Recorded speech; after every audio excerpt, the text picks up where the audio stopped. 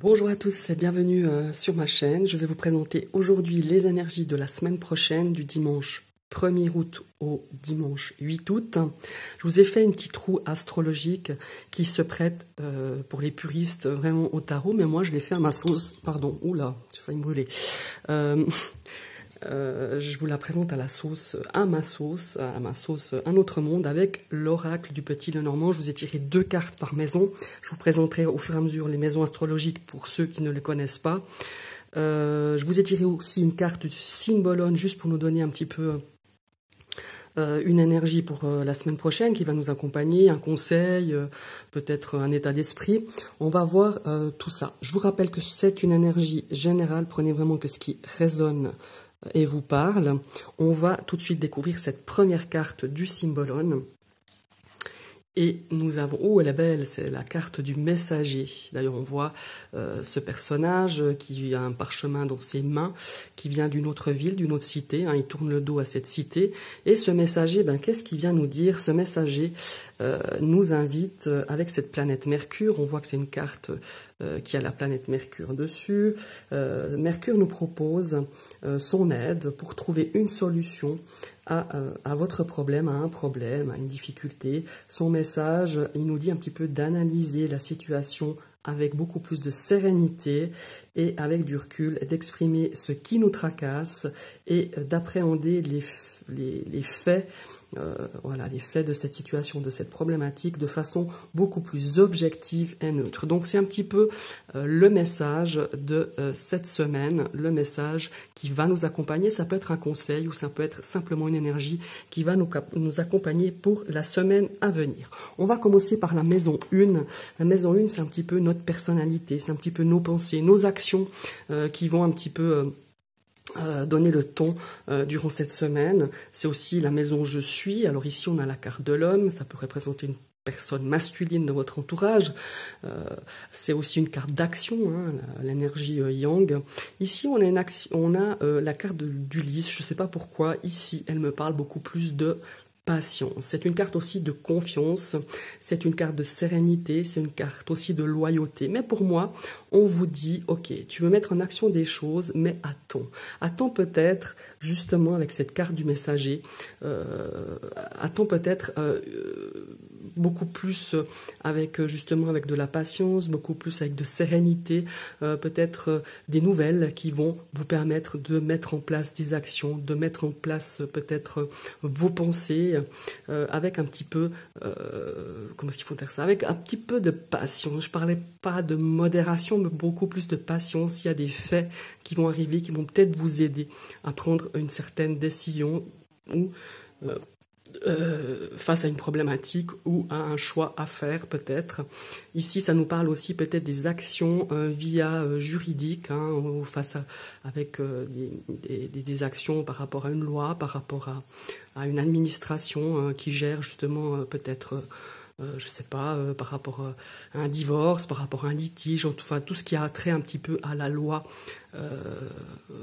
par rapport à tout ça, quoi. Voilà. Donc ça, c'était un petit peu la maison 1.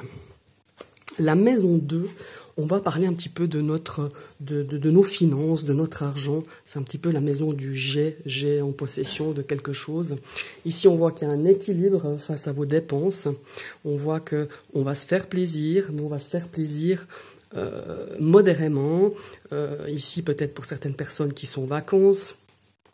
Peut-être que le budget, il est très très bien mené, il est très bien équilibré, tout en se faisant plaisir quand on en a envie, quand on en a besoin.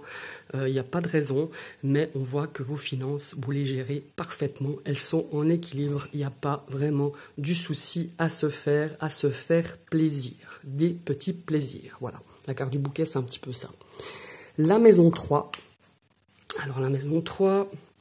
On est dans la maison de notre entourage, c'est la maison de la réflexion, c'est la maison de la communication, c'est la maison je pense. Elle fait aussi référence à des études.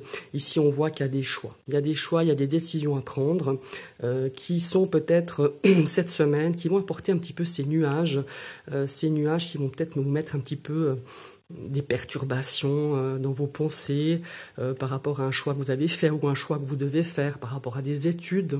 Mais Je vous rappelle que ce sont aussi les nuages, c'est une énergie un petit peu passagère, ça va juste peut-être un petit peu mettre en doute la confiance par rapport justement à des décisions à prendre ou des choix que vous avez faits.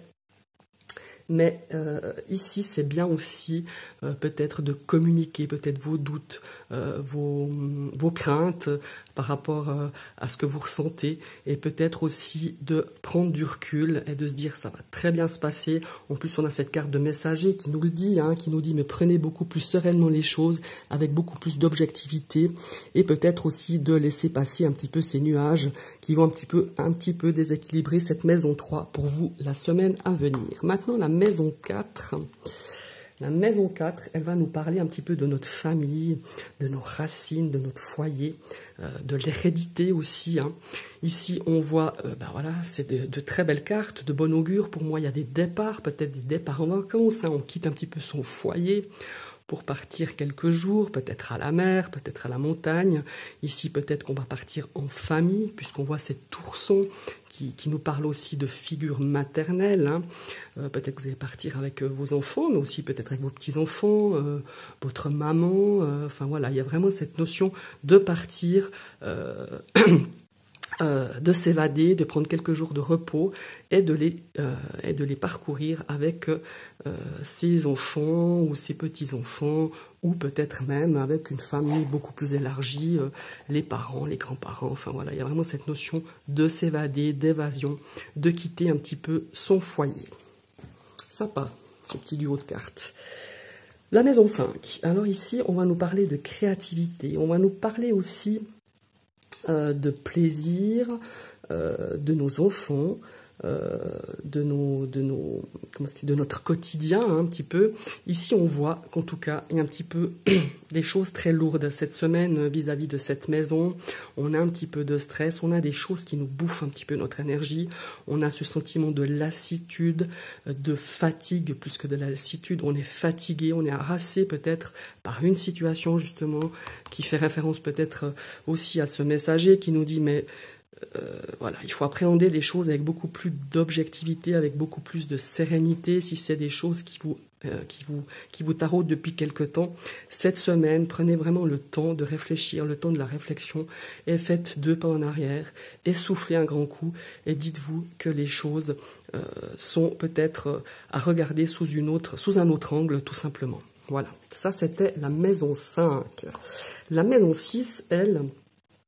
ça nous parle du travail, ça nous parle de la santé, ça nous parle du travail peut-être un peu plus quotidien, pas forcément votre carrière ou votre plan professionnel. Ici, on voit qu'il y a quand même des blocages, on voit qu'il y a quand même des choses qui sont quand même lourdes, qui vont arriver, qui sont quand même un petit peu, des retards, des difficultés. On a un petit peu de la peine à avancer cette semaine, parce que ça nous parle aussi un petit peu de la santé. Ça pourrait aussi nous parler de maux de tête, peut-être de migraines, si vous avez tendance à faire des migraines. Ça rejoint un petit peu cette maison 5, qui nous parle de lassitude, de fatigue, de choses lourdes à gérer, à porter depuis un certain temps. Ça peut vous créer justement au niveau... de votre santé, peut-être des maux de tête, des choses... on a vraiment... voilà, quand on dit on a les pieds lourds, c'est qu'on n'avance pas, on n'arrive pas à mettre un pied devant l'autre, sans que ça nous demande beaucoup d'efforts. Voilà, c'est un petit peu cette maison, ce qu'elle nous indique pour la semaine à venir. Maintenant, la maison 7... ah non, pardon, je me suis trompée. 1, 2, 3, 4, 5, 6. Oui, c'est juste la maison 7. Ça nous parle, je vais le mettre à l'endroit, le petit renard, voilà, on a le renard et la faux. On a cette notion de papier, de contrat, de mariage, d'association, de partenariat. Ça nous parle aussi des autres. Ici, il y a peut-être une notion justement de vouloir couper aussi avec peut-être ce domaine professionnel qui vous prend peut-être beaucoup la tête. Et la semaine prochaine, vous décidez de vraiment couper avec tout ça et de penser à autre chose que le travail, ou j'y peux imaginer aussi peut-être...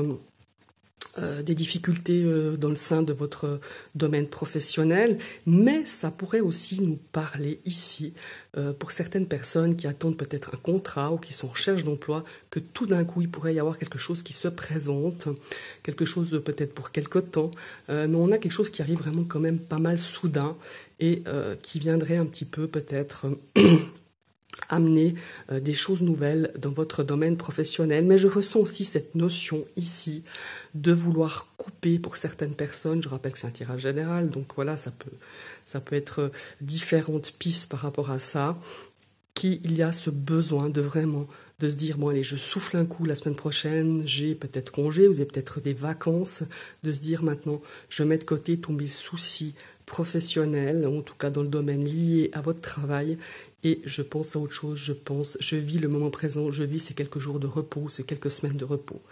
Voilà, c'est un petit peu ce que je ressens par rapport à cette maison 7, ça peut aussi nous parler effectivement de contrat, hein, aussi d'union.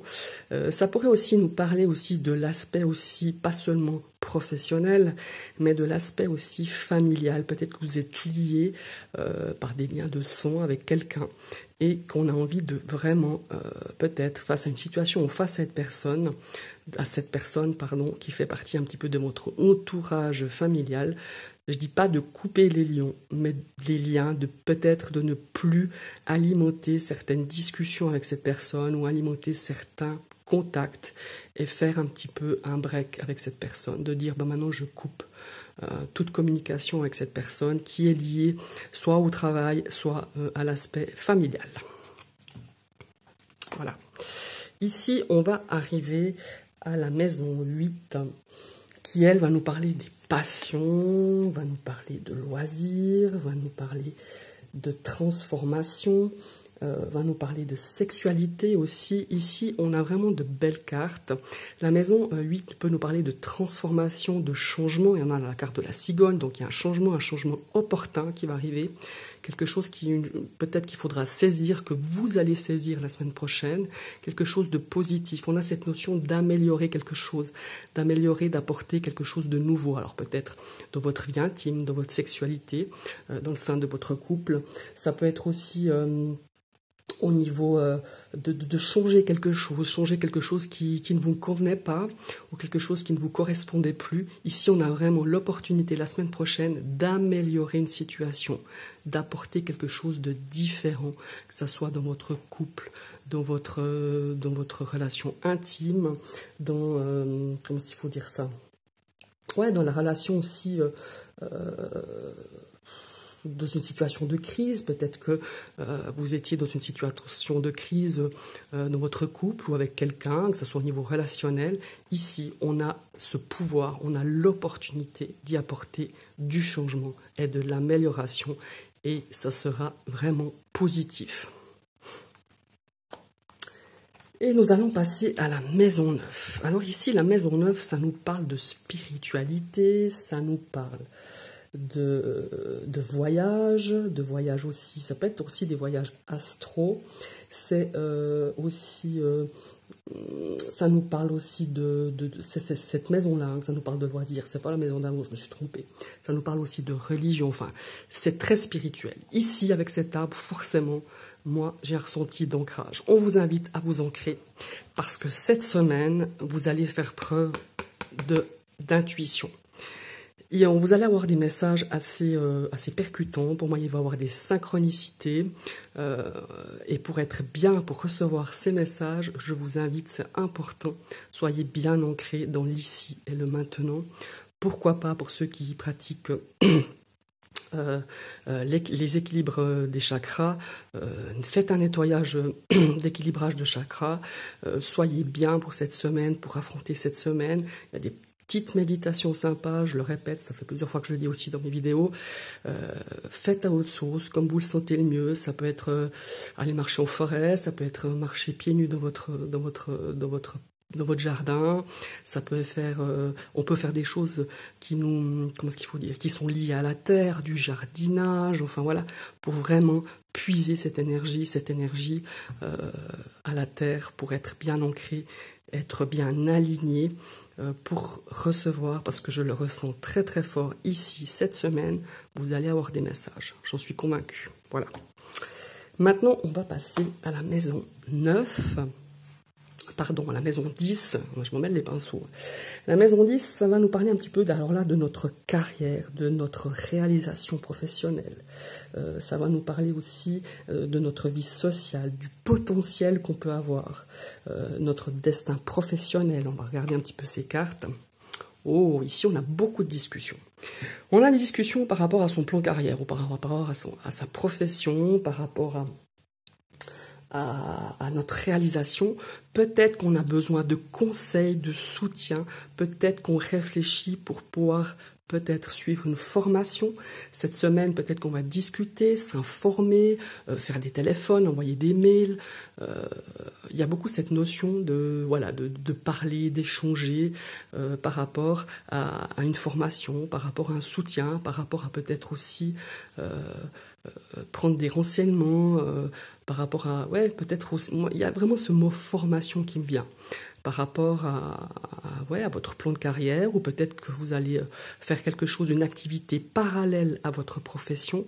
En tout cas, on prend des informations, on en discute, on exprime ce qu'on a envie de faire, et on prend vraiment toutes les informations nécessaires pour pouvoir peut-être, à la rentrée, suivre un cours, suivre une formation, suivre un stage. Voilà. Et nous allons passer à l'avant-dernière maison, qui est la maison 11. Ici, on va nous parler de nos amis, de nos objectifs, de projets collectifs. Ça va nous parler aussi de soutien. Donc là, ça nous parle d'amitié. Ici, j'ai une situation, j'ai une notion aussi d'isolement. C'est-à-dire que on va un petit peu, je ne sais pas si ces dernières semaines, vous étiez un petit peu renfermé sur vous-même par rapport à des amis, par rapport à votre vie sociale, par rapport à des projets. En tout cas, on ressent le besoin vraiment de se tourner vers les autres, d'avoir peut-être du soutien, de se retourner un petit peu peut-être... voilà, ça peut être les amis, ça peut être aussi la famille, mais on nous parle d'amitié. On a envie un petit peu de se sortir de cet isolement, de cet enfermement que vous-même vous avez peut-être mis, ou que vous avez décidé un petit peu de vous mettre un petit peu de côté par rapport à peut-être une situation qui vous convenait plus, ou peut-être un conflit peut-être avec une personne avec qui vous étiez proche, au niveau de votre entourage amical. On a envie de se sortir de ça et peut-être de retrouver à nouveau du soutien, de rechercher peut-être, de revoir des amis ou des amis que vous aviez perdus de vue. Ça, c'est aussi bien possible. Il y a cette maison-là, elle me parle vraiment de ça, de se sortir de cette notion d'isolement. D'isolement pour moi qui était un petit peu... qui était pris de votre part, de votre propre décision. Voilà. Et nous arrivons à la maison 12. Ici, c'est la maison de son moi intérieur. C'est un petit peu la maison des difficultés, hein, la maison 12. C'est aussi la maison de l'enfermement. C'est aussi la maison des ennemis cachés.